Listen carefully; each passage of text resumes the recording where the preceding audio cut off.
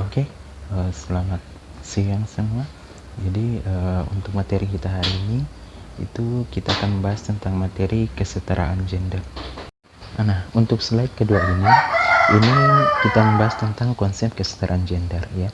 Jadi secara psikologi atau sosiologi di sini dia mengacu pada sekumpulan ciri-ciri khas yang dikaitkan dengan jenis kelamin individu seseorang yang diarahkan pada peran sosial atau identitasnya dalam masyarakat.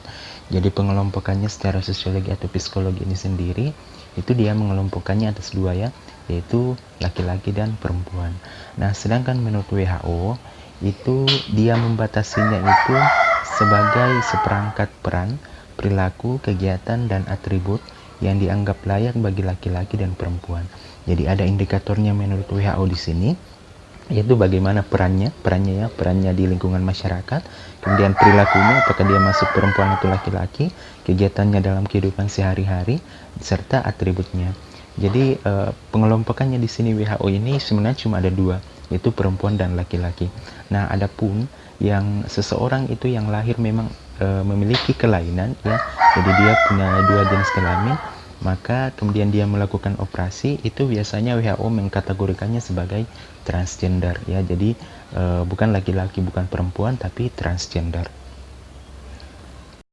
Untuk slide ketiga ini masih terkait dengan konsep kesetaraan gender ya. Jadi kalau kita lihat sebenarnya dalam lingkungan masyarakat itu peran laki-laki dan perempuan itu sebenarnya sudah diatur ya dalam lingkungan masyarakat sesuai dengan biasanya dalam lingkungan sosial budayanya itu peran laki-laki maupun pembagian kerja laki-laki itu dan perempuan itu sebenarnya sudah ada. Nah, yang menjadi masalah di sini itu biasanya terjadi asas kesetaraan atau ketidaksetaraan dan ketidakadilan antara peran laki-laki dan perempuan. Karena kita lihat kultur budaya sosial itu ada yang condong mengatakan bahwa peran daripada laki-laki itu lebih besar daripada perempuan.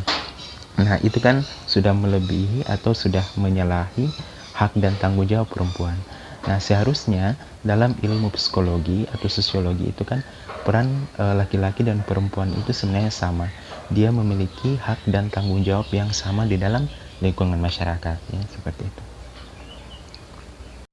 Nah, untuk slide keempat ini kalian bisa lihat bahwa ada akibat-akibat yang ditimbulkan dari ketidakadilan dalam kesetaraan gender ya, seperti munculnya rasa tidak percaya diri pada diri perempuan karena memandang bahwa dirinya itu merupakan kaum kedua setelah laki-laki.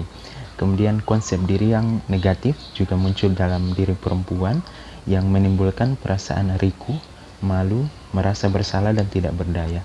Nah, konsep seperti ini biasanya akibat daripada kultur budaya dalam masyarakat yang biasanya itu dia menomorduakan perempuan. Nah, seharusnya dalam ilmu sosiologi yang kita pelajari sekarang ini, kita harus menyadari bahwa hak perempuan maupun tanggung jawab perempuan dan laki-laki itu sama ya. Jadi hal seperti ini yang perlu kita hindari supaya apa? Supaya perempuan itu rasa percaya dirinya itu muncul dan dia mau bersaing dengan kaum laki-laki ya, seperti itu. Nah, masih tentang konsep kesetaraan gender. Jadi kalau kita kaitkan secara genetika dengan kesetaraan gender ya, terutama di sini berkaitan dengan komposisi kimia tubuh, itu ternyata memang ada perbedaan antara laki-laki dan perempuan. Dalam hal ini tentang komposisi kromosomnya. Nah, kalau pada laki-laki komposisi kromosomnya itu kan XY ya, XY, sedangkan pada perempuan itu komposisi kromosomnya itu kodenya XX. Nah, yang berpengaruh di sini itu ternyata yang bagian Y-nya. Jadi XY-nya tadi, yang Y-nya itu ternyata ada pengaruhnya terhadap komposisi kimia tubuh laki-laki. Sehingga laki-laki itu biasanya memungkinkan terjadinya tambahan kontrol pada berbagai jaringan sel pada tubuh laki-laki. Nah, kekhususan inilah yang menjadi alasan itu biasanya laki-laki mempunyai atau dalam hal ini lebih berpengaruh secara fisiologi dan sosiologi. Nah, biasanya itu kalau kita kaitkan kromosom ini, itu laki-laki itu biasanya kan lebih berpikir secara logika ya, logika dibandingkan dengan perempuan itu yang biasanya lebih mengedepankan perasaan. Nah, ternyata konsep seperti ini itu ternyata berpengaruh sekali terhadap kesetaraan gender. Jadi kromosom pendukung daripada komposisi kimia tubuh ini juga berpengaruh terhadap konsep kesetaraan gender. Oke, untuk slide ke-6 ini itu perkembangan emosional dan intelektual antara laki-laki dan perempuan itu ternyata berbeda ya, berbeda karena kita ketahui antara laki-laki dan perempuan itu memang secara biologis itu terdapat perbedaannya, seperti yang dijelaskan tadi pada slide sebelumnya. Itu terdapat perbedaan sistem kromosomnya, kode kromosomnya itu berbeda. Nah, yang menjadi masalah di sini itu banyak yang mempermasalahkan tentang konsep seperti itu. Jadi dia mengatakan bahwa walaupun terdapat perbedaan susunan kimia tubuh antara laki-laki dan perempuan, tetapi hak dan kewajiban perempuan atau kesetaraan gender di sini nih itu harus tetap berlaku. Jadi bukan berarti bahwa karena komposisi tubuh daripada si pria ini itu XY berbeda dengan perempuan yang XX tadi, maka hak dan kewajiban daripada perempuan dan laki-laki di dalam masyarakat itu berbeda, bukan seperti itu.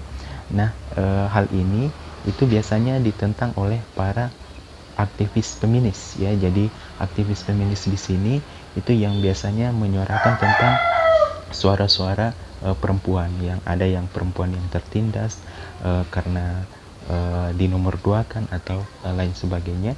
Itu yang biasanya menyuarakan hal-hal seperti itu biasanya para aktivis feminis, dan hal seperti ini itu mereka tentang sekali ya, seperti itu. Oke, untuk slide ke-7 ini sebenarnya yang menjadi masalah di sini yang diperdebatkan oleh para ahli genetika ya. Mereka mempermasalahkan bahwa apakah faktor genetika dan faktor lingkungan itu mempunyai pengaruh yang sama terhadap kesetaraan gender. Jadi seseorang ketika dalam lingkungan masyarakat itu yang masih menjadi tanda tanya sekarang adalah apakah yang lebih dominan itu adalah faktor genetika ataukah faktor lingkungan. Nah, memang kalau penelitian-penelitian sebelumnya itu mengatakan bahwa faktor genetika itu cuma sekian persen, tapi faktor lingkunganlah yang paling banyak mempengaruhi seseorang dalam lingkungan masyarakat. Tapi di sini ini sebenarnya masih ada perdebatan antara para ilmuwan tentang hal ini. Jadi mereka menganggap bahwa faktor genetika ini atau bawaan lahir ini pengaruhnya tidak kecil ya. Jadi pengaruhnya juga besar terhadap perkembangan kepribadian seseorang, yang hampir sama sebenarnya dengan pengaruh lingkungan. Nah, untuk slide ke-8 ini masih terkait dengan perbedaan laki-laki dan perempuan secara biologis. Nah, kalau secara sosial kultural ternyata perempuan memang lebih dekat dengan aktivitas domestik ya, karena kita tahu kodrat perempuan itu kan memang untuk hamil, kemudian melahirkan, menyusui, dan lain sebagainya. Karena stereotip perempuan itu memang diciptakan adalah makhluk yang sabar dan lembut. Nah, beda dengan laki-laki yang memang stereotipnya itu tinggi, sehingga laki-laki itu biasanya lebih kuat, kemudian aktif, kemudian suka juga berpetualang. Jadi masih terkait dengan komposisi kimia tubuh ini ya. Jadi terkait dengan stereotipnya bahwa laki-laki dan perempuan itu memang ada perbedaan. Jadi peran dan dalam lingkungan masyarakatnya itu juga pasti ada perbedaan di situ. Tapi bukan berarti dengan perbedaan itu maka kita bisa mengatakan bahwa perempuan dan laki-laki itu tanggung jawab dan haknya itu berbeda, bukan seperti itu. Sekali lagi saya ingatkan bahwa sosiologi di sini, sosiologi pendidikan yang kita pelajari ini mengedepankan bahwa hak dan perempuan itu sama dalam lingkungan masyarakat ya, seperti itu. Nah, untuk slide ke-9 ini itu terkait antara pendidikan dengan kesetaraan gender. Jadi bagaimana pola pendidikan ini itu bisa mentransformasikan budaya yang berkembang di dalam masyarakat bahwa ketidakadilan dan ketidaksetaraan gender itu sebenarnya masalah.